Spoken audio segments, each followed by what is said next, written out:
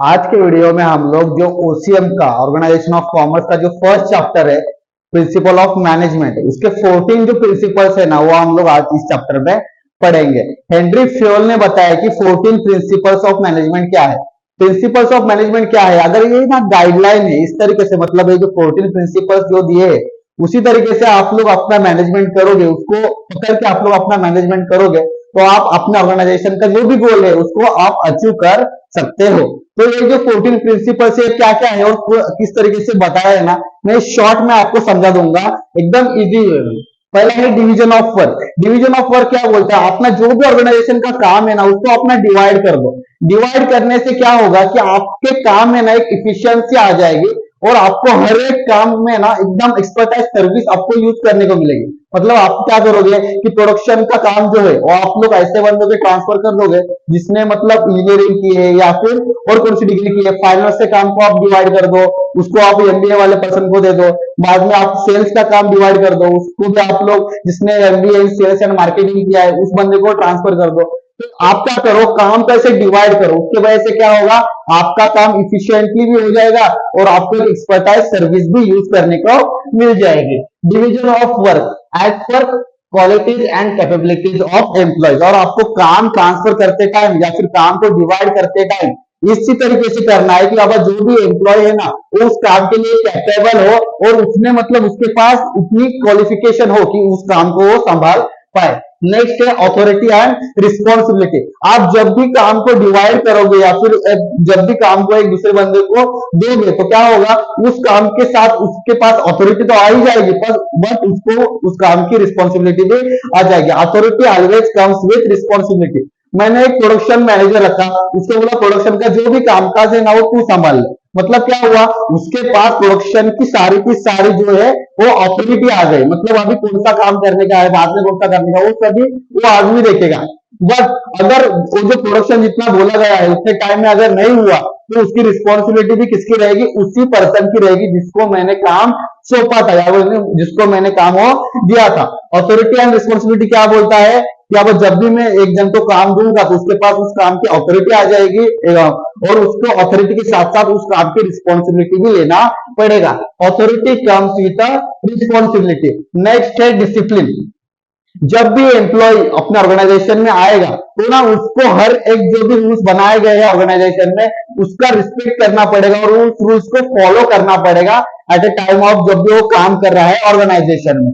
Principle of discipline क्या बोलता है, employees must obey and respect the rules that govern organisation. मतलब जो भी रूल्स हमने बनाए हैं ऑर्गेनाइजेशन को चलाने के लिए, उन सारे रूल्स का क्या करना पड़ेगा, एम्प्लॉय को रिस्पेक्ट करना पड़ेगा, उसका आदर करना पड़ेगा। नेक्स्ट है principle of command. Principle of command क्या बोलता है, जो भी एक मतलब एम्प्लॉय है उसको ऊपर जो कमांड देने वाला आदमी है ना वो एक ही सुपीरियर होना चाहिए। क्या बोल रहा है, receives order from only one superior. मतलब एक बंदे को एक ही सुपीरियर से ऑर्डर मिलना चाहिए या फिर कमांड मिलना चाहिए। अगर एक ही बंदे को दो चार लोग बैठे और वो लोग सारे लोग मतलब उसको कमांड दे रहे, तू ये काम कर, तू वो काम कर, तो अच्छे से काम कर पाएगा क्या, नहीं। तो इसके लिए क्या बोला है, यूनिटी ऑफ कमांड। मतलब एक बंदे को एक ही जन से ऑर्डर या फिर कमांड मिलना चाहिए। Receives order from only one superior. Principle of unity of direction. Unity of direction क्या बोल रहा है, जो भी ऑर्गेनाइजेशन का हेड है ना वो एक ही बंदा होना चाहिए।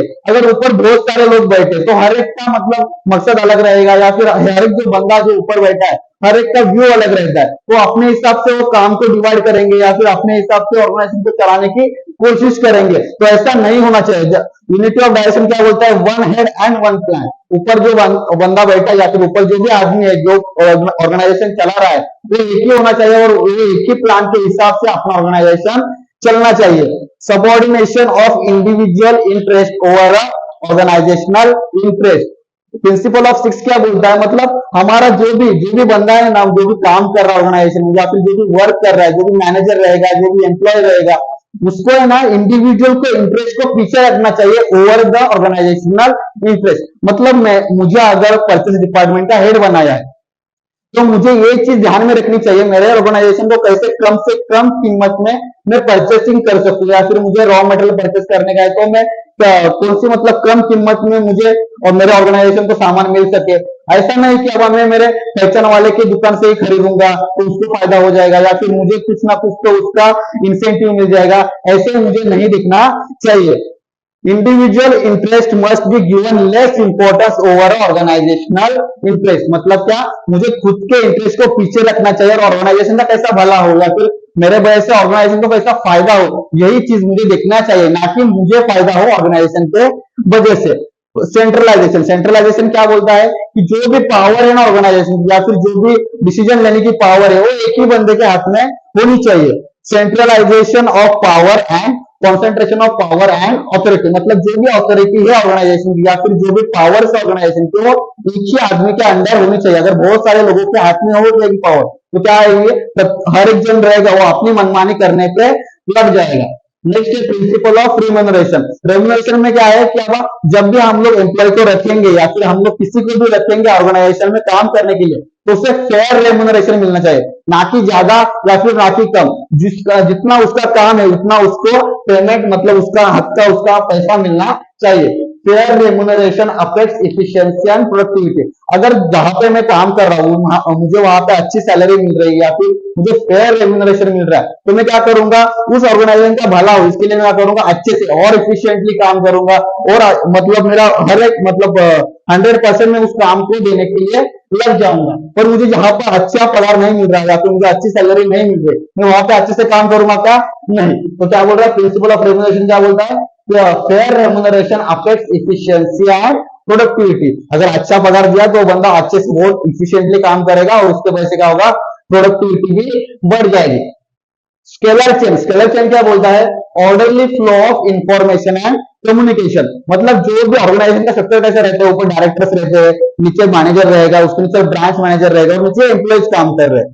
तो जो भी मतलब कम्युनिकेशन है या फिर जो भी इंफॉर्मेशन है ना वो एक फ्लो में जानी चाहिए। मतलब अगर ऊपर से बोर्ड ऑफ डायरेक्टर ने कोई भी मतलब ये दिया इंफॉर्मेशन दी तो ऊपर से नीचे की तरफ आनी चाहिए, या फिर एम्प्लॉय को अगर किसी किसी की कंप्लेंट करनी रहेगी या फिर कोई इंफॉर्मेशन देनी रहेगी तो वो भी इसी डायरेक्शन में, मतलब वो पहले ब्रांच मैनेजर को बताएगा, वो बाद में फिर से वो मैनेजर को बताएगा, बाद में फिर से वो डायरेक्टर को बताएगा, इसी लेवल से या फिर मतलब अप टू डाउन या फिर डाउन टू अप, मतलब ये एक ही डायरेक्शन में होनी चाहिए। ऐसे नहीं कि सीधा मतलब जो भी एम्प्लॉय बैठा है नीचे उसके डायरेक्टर को फोन लगा के बोल रहा है क्या भाई ये इन्फॉर्मेशन, उसकी वजह से क्या हो जाएगा, जो भी बीच में मैनेजर है या फिर जो भी अदर लोग है वो क्या हो जाएंगे, वो उसको मतलब उन लोग को अच्छा नहीं लगेगा या फिर वो लोग क्या करेंगे, उसको निकालने की बाद में कोशिश करेंगे। तो फिर क्या करना चाहिए, जो भी डायरेक्शन मतलब जो भी इंफॉर्मेशन है या फिर जो भी कम्युनिकेशन है वो एक ही डायरेक्शन में फ्लो होना चाहिए। Orderly flow of information, order और प्रिंसिपल ऑफ ऑर्डर क्या बोलता है कि हर एक बंदे के लिए या फिर हर एक जगह के लिए यहाँ पे ऑर्गेनाइजेशन में जगह रहती है और वो उसी टाइम एट ए टाइम वो वहां पे होनी चाहिए। Place for everything and everything in its place, मतलब अगर एक बंदा है जिसको हमने मतलब मशीन पे वर्क करने के लिए लगाया तो वो जब भी कंपनी चालू रहेगी या फिर जब भी वो मशीन चालू रहेगी वो एट ए टाइम वहां पे होना चाहिए। जब भी रॉ मटेरियल की जरूरत पड़ेगी वो एट ए टाइम जब भी प्रोडक्शन चालू है वहां पे होना चाहिए। अगर वो उसी जगह पे प्रोडक्शन रॉ मटेरियल नहीं होगा या फिर वो बंदा वहां पे नहीं होगा तो उससे कारण क्या होगा, प्रोडक्टिविटी अफेक्ट होगी और क्या होगा, हमारा टाइम वेस्ट होगा। तो वहां क्या बोला है, प्लेस फॉर एवरीथिंग, मतलब ऑर्गेनाइजेशन में हर एक लोग के लिए या फिर हर एक वस्तु के लिए क्या है, जगह है। And everything in its place, मतलब क्या, एट अ टाइम वो लोग या फिर वो वस्तु या फिर वो थिंग वहां पे होनी चाहिए। इक्विटी, इक्विटी क्या बोलता है, प्रिंसिपल ऑफ इक्विटी क्या बोलता है कि हर एक जो लोग है ऑर्गेनाइजेशन में उनको इक्वल इंपॉर्टेंस देना चाहिए। मतलब एट द सेम, मतलब मैं भी एम्प्लॉय हूँ, मेरा मेरा मतलब हम लोग सब क्या कर रहे हैं कि मशीन पे वर्क कर रहे हैं तो हमारे हम लोग के 100 या फिर 200 लोग हैं तो हर एक मतलब जो भी 200 लोग एट ए टाइम जो भी मशीन पे काम कर रहे हैं ना उनको इक्वल इंपॉर्टेंस देना चाहिए। ऐसे नहीं कि मैनेजर का जो भी खास बंदा है उसको मैनेजर क्या कर रहा है कि बाबा तू 4 घंटा ही काम कर या फिर 5 घंटा ही काम कर या फिर उसको इंसेंटिव मिला जा रहा है या फिर उसको सैलरी में हाइक मिली जा रही है, ऐसा नहीं होना चाहिए। जो भी 100 एम्प्लॉयज या फिर 200 एम्प्लॉयज एट सेम लेवल के उन लोग को क्या मिलना चाहिए, इक्वल इंपॉर्टेंस मिलना चाहिए। Equal importance to same level employee, मतलब जो भी सेम लेवल के एम्प्लॉय है ना उनको एक इक्वल इंपॉर्टेंस यहाँ पे मिलना चाहिए। नेक्स्ट है stability of tenure. Stability of tenure मतलब जब भी एक बंदे को काम पे रखा जाता है ना उसको उस काम की स्टेबिलिटी हम लोग को देनी चाहिए या फिर उसका जो भी टेन्योर है ऑर्गेनाइजेशन में काम करने का उसको तभी एट ए टाइम उसको बताना चाहिए। ऐसे ऑर्गेनाइजेशन में जहां पे मुझे टेन्योर मतलब मैं कितने दिन या फिर मैं कितने साल यहाँ पे काम करूंगा ये मुझे पता नहीं है, तो मैं उस ऑर्गेनाइजेशन में अच्छे से काम कर सकूंगा क्या? नहीं। पर मुझे पता है यहाँ से मुझे निकालेंगे नहीं, या फिर यहाँ पे मैं 5 साल 10 साल के लिए मैं आराम से मैं यहाँ पे काम कर सकता हूँ, मुझे कोई भी निकालेगा नहीं, तो उसी उस जगह पे मैं अच्छे से काम कर सकूंगा। और मुझे मुझे मेरे टेन्योर के बारे में बताया नहीं है, या फिर मुझे कितना घंटा काम करने का है, या फिर मेरा अगला रोल क्या होने वाला है ये मुझे बताया गया नहीं है, तो मैं उस ऑर्गेनाइजेशन में काम कर सकूंगा क्या? नहीं कर सकूंगा। इसके लिए क्या होना चाहिए? Stability of tenure. Assure employee at a time of recruitment for maximise efficiency. Maximise efficiency के लिए क्या करना चाहिए? At a time of recruitment, जब हम लोग उस बंदे को काम पे रखते तभी उसको उसके टेन्योर के बारे में बता देना चाहिए। इनिशिएटिव, जब भी मैं एक बंदे को काम पे रखता हूँ या फिर उसको मैंने एक काम दिया है तो मुझे उसको फ्रीडम ऑफ थिंक देनी चाहिए, या फिर उसको इनिशिएटिव मतलब तू जो मतलब मैंने तुझे काम दिया है ना तू अपने हिसाब से कर, या फिर तू अपना दिमाग लगा। उसके वजह से क्या होगा? उसको भी इनिशिएटिव मिलेगा, या फिर उसको भी फ्रीडम ऑफ थिंक मिलने के कारण क्या होगा? और इफिशियंटली और इफेक्टिवली क्या करेगा? वो काम करेगा। Freedom of think and work on new ideas encourage employee, उसके कारण क्या होगा? एम्प्लॉय को एनकरेज होगा टू टेक अ इनिशिएटिव, और क्या करेगा? और अच्छी तरीके से, या फिर और जो भी काम चल रहा है ऑर्गेनाइजेशन में उसके लिए और इनिशिएटिव आइडियाज देते जाएगा। नेक्स्ट है principle of spirit D corp. जो भी है प्रिंसिपल ऑफ मैनेजमेंट से, या फिर जो भी मैनेजमेंट का काम जो है या फिर ऑर्गेनाइजेशन जब भी चलता है वो एक बंदे की वजह से नहीं चलता है, एक टीम वर्क है। यहाँ पे बहुत सारे लोग काम करते हैं, या फिर यहाँ पे जो मैनेजमेंट का भी काम है वो अकेला बंदा नहीं कर सकता। मैनेजर को मैंने अपॉइंट कर लिया और उसके नीचे के लोग अगर उसकी सुनते नहीं रहेंगे तो मैनेजमेंट अच्छे से होगा नहीं। तो एक टीम वर्क है, तो उसको टीम वर्क की तरह ही लेना चाहिए। अगर टीम वर्क अगर नहीं रहेगा, या फिर लोगों के बीच में अगर कम्युनिकेशन या फिर अच्छे से नहीं हो रहा तो उसके कारण क्या होगा? कॉन्फ्लिक्ट हो सकते हैं, या फिर उनके बीच में झगड़े हो सकते हैं। तो उसी तरीके से अगर काम नहीं हुआ तो क्या हो जाएगा? हमारा ऑर्गेनाइजेशन का गोल जो भी है वो अचीव नहीं होगा।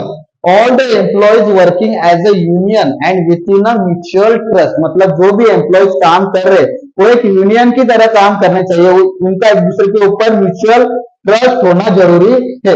The difficulties can be solve quickly, अगर इसी तरीके से मतलब वो एज ए यूनियन बन के काम करे तो जो भी डिफिकल्टीज है ऑर्गेनाइजेशन में वो कैसे क्विकली सॉल्व हो जाएगी। मैं